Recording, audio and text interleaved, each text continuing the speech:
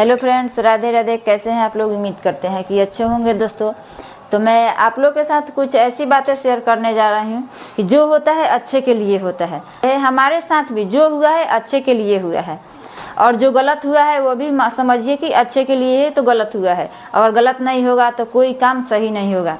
सीखेंगे तो गलत होगा, सीखने के बाद ही कोई काम सही हो सकता है, अच्छा हो सकता है। तो हमारे पास कमेंट आया था कि दीदी इतना बड़ा मशीन किस लिए लगाई है? अगर आपको काम स्टार्ट करना था तो आप छोटी मशीन से भी काम स्टार्ट कर लेती थी। तो समझिए कि जो होता है अच्छे के लिए होता है, चाहे हमारे साथ हो चाहे आपके साथ हो। तो हमारे साथ भी हुआ है जो अच्छे के लिए हुआ है। हमारा काम यहाँ अभी चल रहा है, नहीं चल रहा है, हो सकता है आज नहीं चल रहा है तो अच्छे के लिए ही आज नहीं चल रहा है, कल से मेरा काम चलेगा। तो मैं इसी को लेकर आप लोग के साथ कुछ बातें शेयर करने जा रही हूँ कि जो होता है अच्छे के लिए होता है। भगवान जो इंसान से करवाते हैं अच्छे के लिए ही करवाते हैं। समझिए कि आप लोग कहीं सिलाई सीखने जाती है, क्या आप लोग सिलाई सीखने जाइएगा तो एक बार में आप लोग फिनिशिंग से थोड़ी कर लीजिएगा, सिलाई खराब कीजिएगा उसके बाद ही अच्छा कीजिएगा। मैं भी सिलाई सीख रही थी तो हमारे साथ बहुत सारे कपड़े बर्बाद हुए, बहुत सारे कपड़े खराब हुए। उसके बाद तो मैं यहाँ तक पहुँची हूँ। पहले मैं छोटी मशीन से ही सिलाई करती थी, तो कहीं ना कहीं गलत होने के बाद ही सही होता है। जो भी भगवान करवाते हैं, बुरा करवाते हैं तो अच्छे के लिए ही करवाते हैं। मान लीजिए आपके जीवन से कोई ऐसा इम्पोर्टेंट चीज़ चला गया, आप उसके पीछे भाग रहे हैं, आप उसको सोचकर मतलब बहुत डिमोटिवेट हो गए हैं कि हमारे पास क्यों नहीं हुआ। मैं उसको सोचती थी लेने के लिए, खरीदने के लिए, आप नहीं खरीद पाई। इस बात को लेकर आप बहुत ज़्यादा डिप्रेशन में हो गई हो। तो समझिए कि उसको आप नहीं खरीद पाई, कहीं ना कहीं उससे अच्छा आपके पास आने वाला होगा। भगवान उससे अच्छा आपके पास देने वाले होंगे। कहीं ना कहीं किसी भी प्रकार से आपके पास उससे अच्छा, उससे बढ़िया आपके पास आ जाएगा। इसीलिए उस सामान को भगवान आपके पास नहीं दिए। तो अगर जो कुछ भी होता है अच्छे के लिए होता है। जैसे मेरे साथ भी हुआ, मैं जब सिलाई सीखने गई थी, मैं उस समय 10th पास कर गई थी और मैं सोची कि मैं इसी समय सिलाई सीख ली हूँ।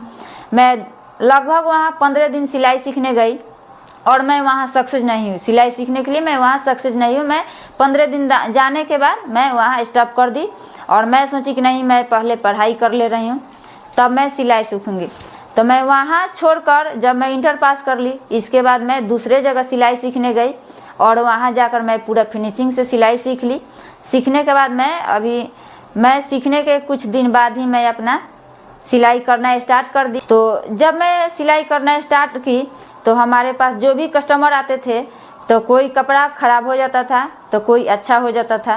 जैसे कोई हमारे आसपास के लोग आते थे सिलाई कराने, तो जो कपड़ा ख़राब हो जाता था उसको मैं किसी तरह उसको अच्छे से फिनिशिंग करती, उसमें ज़्यादा समय इन्वेस्ट करती, उसके बाद मैं बना के उसको देती थी। इसके जो आगे बनाती थी वो अच्छा होता था, फिनिशिंग उसकी अच्छी आती थी। तो कहीं ना कहीं ख़राब होने के बाद ही अच्छा बनता है।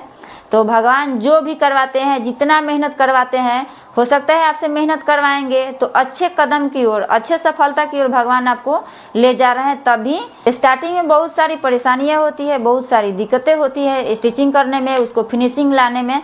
और जब आपका फिनिशिंग से पूरा हाथ बढ़ जाएगा तो वही आप अच्छे मतलब स्टिचिंग करने लगेगा। आपका पूरा फिनिशिंग से कोई भी सिलाई हो अच्छा से करने लगेगा तो आपके जो भी कस्टमर हो जाएंगे आपसे खुश हो जाएंगे।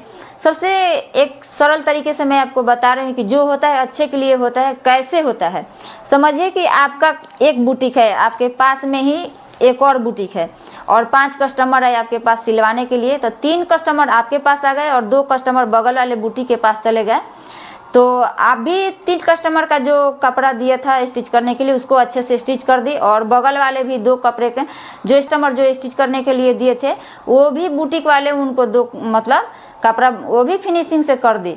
और समझिए कि आप भी अच्छे से किए और वो भी अच्छे। तो कुछ देर के लिए आप जरूर डिमोटिवेट हो जाइएगा, हमारे पास ही 5 कस्टमर क्यों नहीं है। अगर 5 आते तो आपके पास 5 कपड़ा आता, 5 सिलाई करती और 5 का आपके पास जो रेट होता आपको 2 पैसा ज़्यादा होता। बगल में बुटीक नहीं रहता तो बगल में 2 कस्टमर नहीं जाते, 5 के 5 आपके पास आते हैं।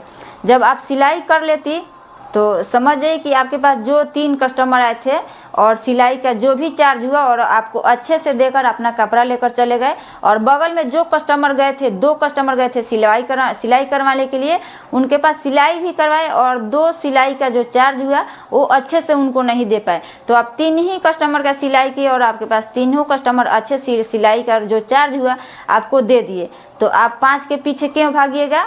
आपके पास 3 ही आए, 3 ही का कीजिए और 3 ही का सिलाई अच्छा से लीजिए। इसलिए आपके पास भगवान 3 ही सिलाई जो 3 ही कस्टमर भेजे और बगल वाले के पास 2 कस्टमर भेजे। तो आप समझ जाइए इसे कि भगवान जो भी करते हैं आपके पास जो भी आता है अच्छे के लिए आता है। अगर कोई चीज़ खराब भी हो गया तो समझिएगा खराब हुआ तभी तो अच्छा होगा। तो इस बात को आप लोग ज़रूर याद रखिएगा कि हमारे जीवन में, आपके जीवन में या किसी के जीवन में जो होता है अच्छे के लिए होता है। तो आशा करती हूँ, उम्मीद करती हूँ कि आप लोग को वीडियो बहुत पसंद आया होगा। तो वीडियो को लाइक करके चैनल को सब्सक्राइब कर दीजिएगा और कमेंट जरूर कीजिएगा कि हमारे वीडियो को आप लोग कहाँ से देख रहे हैं। तब तक फिर मिलती हूँ अगले वीडियो में, तब तक के लिए धन्यवाद।